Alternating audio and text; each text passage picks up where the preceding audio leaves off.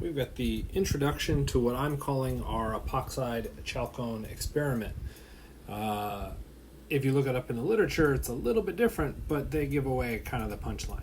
So where this starts is in a 2-day synthesis. So we're going to start with day 1 with an epoxide synthesis. So part of this is that we're going to look at the epoxide functional group.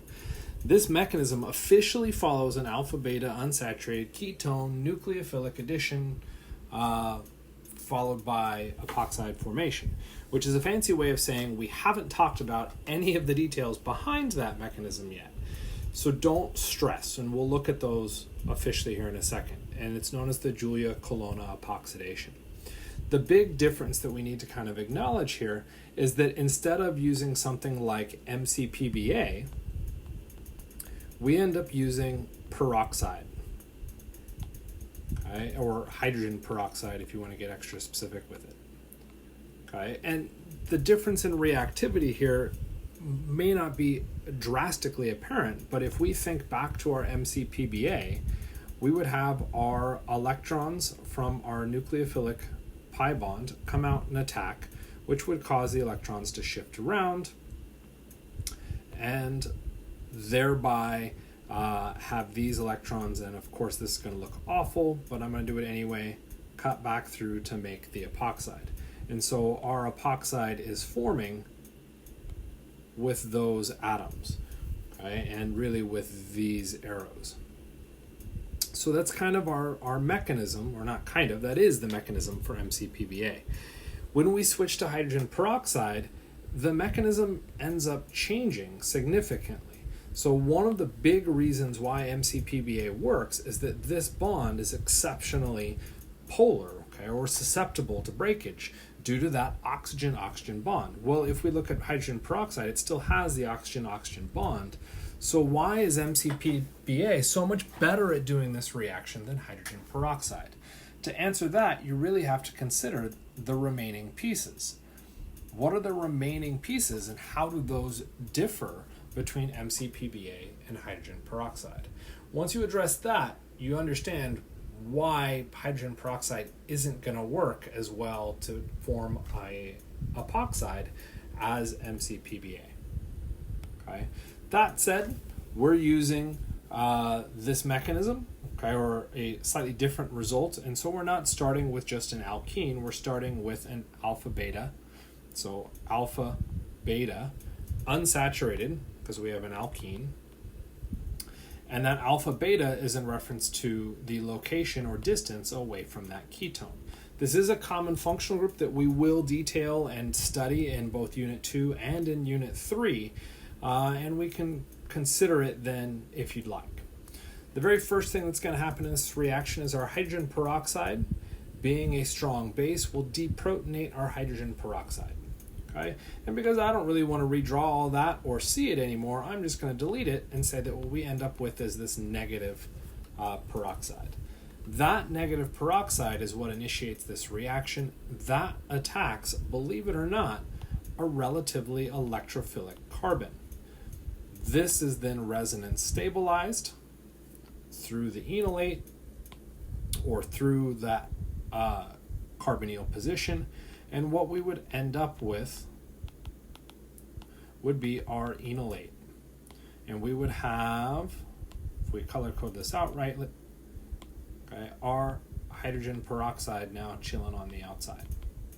Okay, our electrons can come back down, which can then cause these electrons to shuttle out to pop off the hydrogen or the hydroxide and reform our catalyst. The end result here is that we would have our carbonyl, and you might ask, well, where should that new bond to our oxygen, our oxygen be? Should it be in here, blue, or over here, purple? And hopefully what you see is that the purple doesn't make sense. It actually can't close that system. We would exceed octets and all sorts of other fun things. So really what has to happen is that those electrons shuttle out and we end up forming our epoxide. And there we go. We've got our day 1 product. This synthesis is relatively straightforward. There aren't really any major hiccups. Okay. That said, there's a little bit of a hiccup, and that hiccup has to do with the temperature. Our temperature for this particular synthesis has to be kept low. Okay? To really understand why it needs to be kept low, you should go ahead and take a look at the day 2 reaction, which is going to pop up here in probably just less than a minute. Okay? That also helps to explain why we do a slow addition of the sodium hydroxide. Okay? So there's 2 big questions there. Day 2, look at it closely to decide why we need to keep our temperature low, and then why do you need a slow addition of the hydroxide? 2 big, highly likely quiz questions, if I'm going to be honest. Okay, so now we move on to day 2, which is our epoxide ring opening. We're going to add sodium hydroxide in the presence of ethanol to dissolve everything, and then we heat the bejesus out of it. Okay, and by bejesus, it isn't all that much. It's the boiling point of ethanol. So we're going to about 70, 80 degrees. Okay, and what will happen is that our hydroxide will now force the ring opening, okay, under basic conditions. So what I would like you to do is take a minute here, hit the pause, and try and draw out a mechanism predicting what you would expect the product would be in all the individual steps. Okay. I'm going to assume you hit that pause, and we'll go through and walk through what we might predict.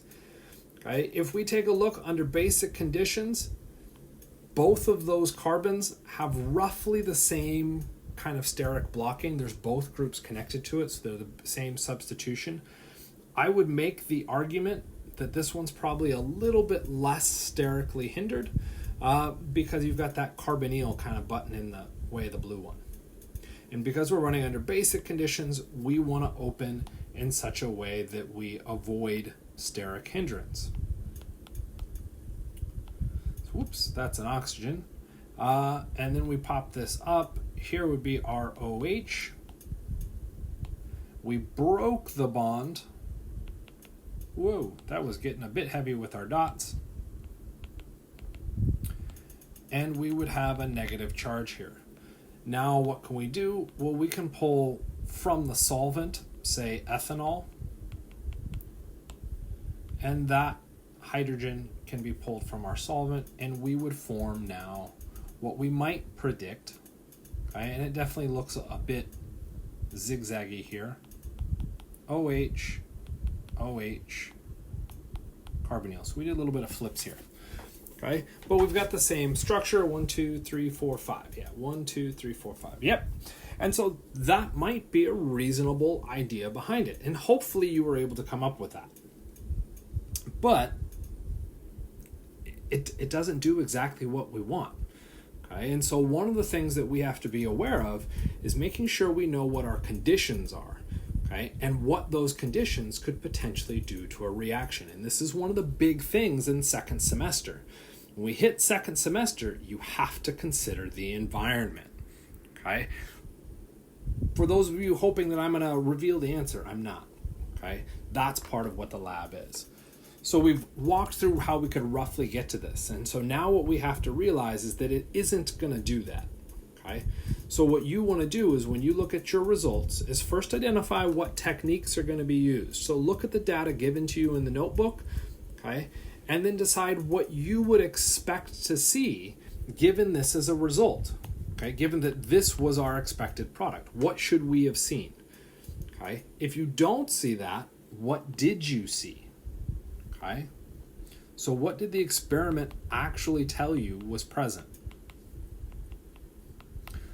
Once you've got that, now it's a question of trying to figure out how you could move from that red expected product to somehow to what the experiment ended with.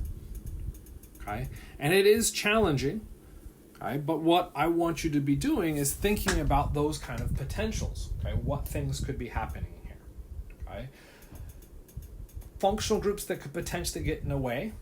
Okay, alcohols. We've been addressing alcohols. What is the chemistry of an alcohol, particularly under basic conditions? Interesting. Basic conditions. What kind of reactions might be driven through basic conditions with heat? Okay.